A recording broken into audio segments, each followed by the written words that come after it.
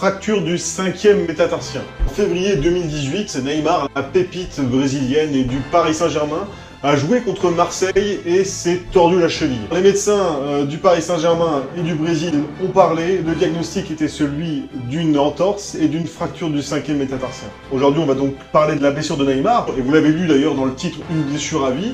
Oui, mais pourquoi Neymar a retrouvé les terrains?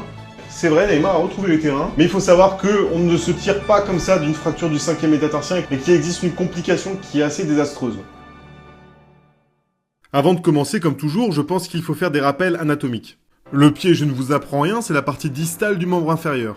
À première vue, c'est pas spécialement joli, mais contrairement à ce que ça en a l'air, un pied c'est assez complexe. Un pied est constitué de 26 os, et aujourd'hui, ce qui nous intéresse, c'est le 5e métatarsien. Les métatarsiens, ce sont les os qui forment le long du pied. Dans chaque pied, il y en a 5. En bas, ils s'articulent avec le tarse, et en haut, ils s'articulent avec les phalanges. Le 5e métatarsien, c'est celui qui est le plus à l'extérieur. À droite, c'est celui qui est le plus à droite, et à gauche, c'est celui qui est le plus à gauche.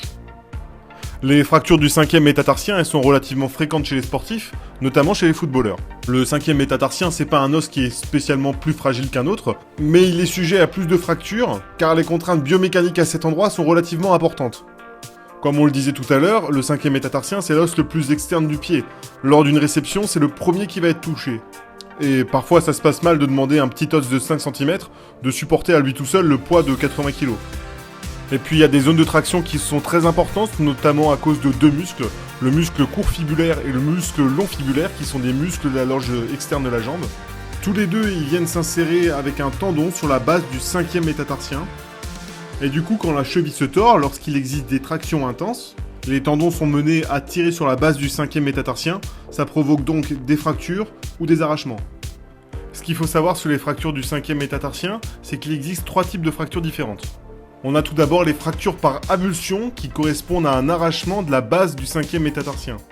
Elles sont notamment provoquées par les tractions du muscle fibulaire, comme on a vu tout à l'heure. On a les fractures de Jones qui se situent un petit peu plus en avant, entre la diaphyse et la métaphyse.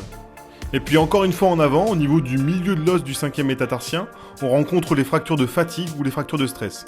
Ce sont des fractures un petit peu particulières qui sont dues à une sursollicitation. C'est donc les fractures de ceux qui font beaucoup de sport. Elles sont pas forcément dues à un traumatisme aigu, ce sont des fractures qui sont un petit peu chroniques. Et les joueurs en souffrent en général en début de saison lorsque l'intensité des matchs recommence. Mais aujourd'hui, le sujet, c'est Neymar, et donc on va se demander quelle fracture a-t-il eu ? Seulement, comme toujours, lorsque les sportifs de haut niveau se blessent, le dossier médical est bouclé, on n'y a pas accès en détail et donc on a très peu d'informations. Mais avec un petit peu de logique, ce qu'on sait, c'est que Neymar il a eu un traumatisme aigu. A priori, avant le match, il n'était pas blessé. La fracture, elle est survenue en même temps qu'il s'est tordu la cheville. C'est un raisonnement qui nous permet d'éliminer vraisemblablement la fracture de fatigue. Et puis, si on écoute les médecins du Paris Saint-Germain et du Brésil, ils ont respectivement dit que Neymar avait tout d'abord une fissure et puis une fracture. Je pense donc que Neymar avait un trait de fracture au niveau de l'os et non pas un arrachement, parce que j'imagine que sinon ils auraient employé ce mot. Donc on peut également éliminer la fracture par avulsion.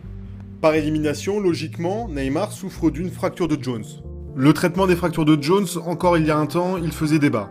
Certains praticiens préféraient la méthode non chirurgicale qui consiste à une botte plâtrée, d'autres préféraient la méthode chirurgicale. Les récentes études, elles sont franchement unanimes, c'est le traitement chirurgical qui est le meilleur. La chirurgie, pour faire simple, ça permet une consolidation plus rapide, un retour à l'activité plus précoce et ça diminue le risque de fracture secondaire. C'est le traitement qu'a eu Neymar.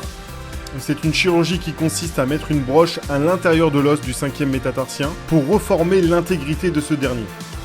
Neymar a été opéré et aujourd'hui il a retrouvé les terrains.